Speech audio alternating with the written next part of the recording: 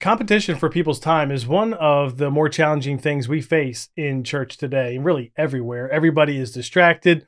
They got lots of things competing for their time and attention. And at church, that's no different. And if you want to recruit volunteers, competition is another thing we're going to face. This is one of those kind of hidden things when it comes to recruiting volunteers. It's not right in front of you in terms of getting in the way. It's not helping for sure. It gets in the way of recruiting volunteers, but it's kind of hidden because you can't tell it's happening. Now, you may feel like, you know what? I feel like our church does too many things. If that's you, leave a comment. If you're watching on YouTube, let me know if you believe that there are too many things that your church is doing to compete for people's time and attention. But certainly if you want them to volunteer, if you want them to serve in a ministry, removing competition is a game changer because they're only going to do so many things. And so you have to decide what are those things going to be. And every church has things competing against volunteer recruitment. Some of it is totally unintentional. Nobody is even thinking about the fact that, you know what? Volunteers, potential volunteers, are choosing that instead of choosing this. And then some of it is, you are, and you just, you're okay with it. And there's always going to be probably some measure of competition, but the key is removing enough competition so that people can say yes to serving. Because the fact of the matter is, some churches have more competition than others. It's not a direct relationship, but there is a correlation to the older a church gets, the longer it's been around, the more programs it has, the more ministries it has, which means the more competition it has than others. People already have enough things competing for their time, like we talked about, in their job, in their family, if they have kids, with kids activities, kids sports, in their business, with their hobbies. I mean, there's just so many things competing for people's time. Examples of competition in church. So if we're thinking about what are people choosing instead of choosing to volunteer, one would be if your church has one service, and if you're a children's ministry leader, there's competition between attending that one service or serving in children's ministry that meets during the same time. You can only do one.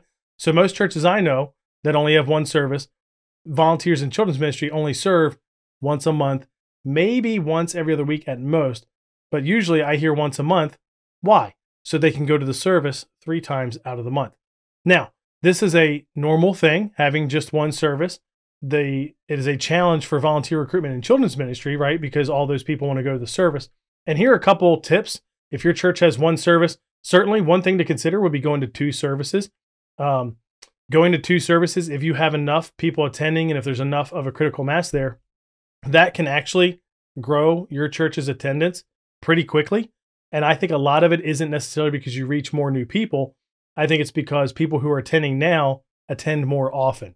If your one service was at 10 o'clock and a parent misses that week because their child has a lacrosse game or something like that at 10:30, if you had 2 services and let's say they were at 9 o'clock and 11, well, then they could have gone to the 9 o'clock and still gone to that lacrosse game. So that's a practical, example, but there's a number of different reasons why people will attend more frequently if there are more options. As Tim Keller has said before in a great article called Church Size Dynamics, he talks about when you add options, people opt. They attend.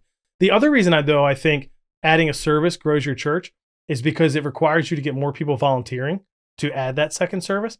And that in itself helps grow the church. Now, that may not be an option for you, adding a service. You might not have the critical mass. I would even encourage you, if you do add a service, think about, is there a way to reshape the room, change it up, put some pipe and drape, use a curtain, something to make it feel more full than it is, because you don't necessarily want 2 services that feel like they're 30% full and it feels empty in there to everyone. But if you can add a service, that is one way to overcome this barrier of competition with one service. The other way is, and a lot of the church plants that our church has been a part of supporting have done this. They add a volunteer-only service. So let's say their public service, the one service they have that everybody attends, is at 10:30 a.m. on Sundays. They add a volunteer-only service at 9 a.m. It's not public. It's only for volunteers. It's sometimes a little scaled down. I have preached at one of these services. I think there was maybe 18 people in the service. So it's certainly a smaller, different kind of feel. The announcements had more vision in them because they knew that these were volunteers. We sang and worshiped together. The band led all of us in worship. I preached my normal message just like I would, just to this group of 18 people. And then they let that grow over time until that volunteer service had about 40 people in it, 40 volunteers each week. And then they launched it as a public second service.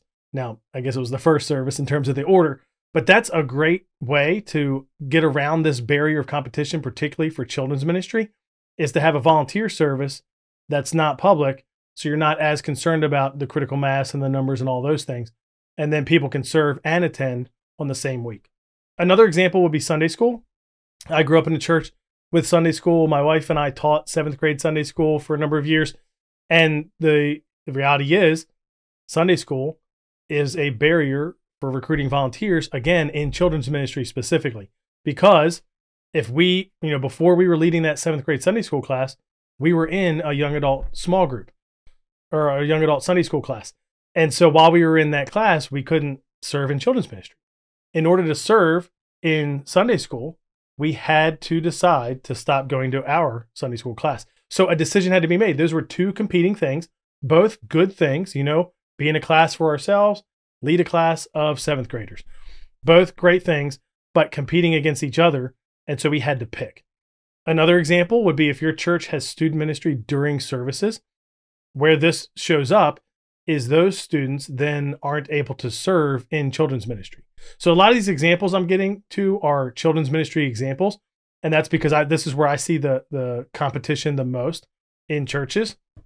Other things are put in place that make it hard for children's ministry staff to recruit volunteers. And I know everybody that's listening that is in Kidmin is thinking, yes, you're preaching to the choir. Amen.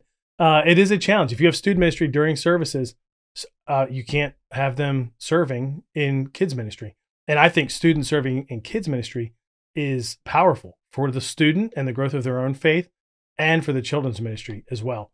Another example that many of us can relate to of competition is just having too many ministries. In my church that I grew up in, at one point, I did an analysis to see how many things are we asking people to do, events, not really events, but like ministries that you would serve in, committees that you would serve on, events if they were like, things that required volunteers and were annual or even more than annual. And there were 75 things. Now, 75 sounds like a lot, and it is. But it sounds like even more when you realize that the church I grew up attending was about 300 to 400 in average attendance at that time. So just imagine a church with 75 options for serving in a church of only 300 to 400 people. And 75 options meant ministries, committees, programs.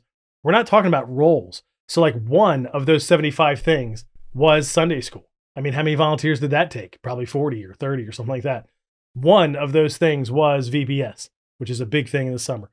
One of those things was our Upward Sports Camp, which required 50 volunteers for a span of about 4 months. So you can see with 75 things, it was obvious that there were just too many ministries, too many programs, too many things competing for volunteers' time. What we should have done, but we did not do, and that's because it takes bold leadership, is we should have cut some things back, because too many good things can prevent having any great things. And so what can your church stop or pause? We didn't do that, in my church, and not a surprise that it always struggled to recruit volunteers even long after I had left to start the church that I'm a part of now, as part of the launch team. And I've seen this even in our church. It's hard to measure it. Like sometimes you can feel it. It's hard to measure the competition, but the more options we have, the less volunteers we can have for each option. It just makes sense, right? And one of the things that I love to say is that I would rather see a church have 5 rushing rivers than, 50 streams. You know what I mean? Like 50 little things that all are getting a little bit of attention, a little bit of budget, a little bit of volunteers, as opposed to, no, let's trim that down, pour more budget, more volunteers, more staffing into these 5 rushing rivers. I'm just saying 5. I don't know what the number is. But the point is, if we can remove competition, we'll be able to recruit more volunteers. And that is a game changer when it comes to volunteer recruiting, because that may be preventing volunteer recruitment more than anything else. And all the work we're doing to actually recruit is being offset by the fact that there's all this competition in the way. If you want to find out more about how to recruit volunteers, use our 5-part framework, or even check out the course that we have on 5 barriers to volunteer recruitment, go to ministryboost.org. We have a membership where for a low monthly cost, you can get access to everything, or you could buy a course that you want and do that. But as we keep talking about game changers for volunteer recruiting, this is one of them. I hope you'll go make a list of things that may be competing for people's time in your church and have a conversation with leadership, with whoever needs to be involved about what could we stop or pause so that we could recruit volunteers better in everything else.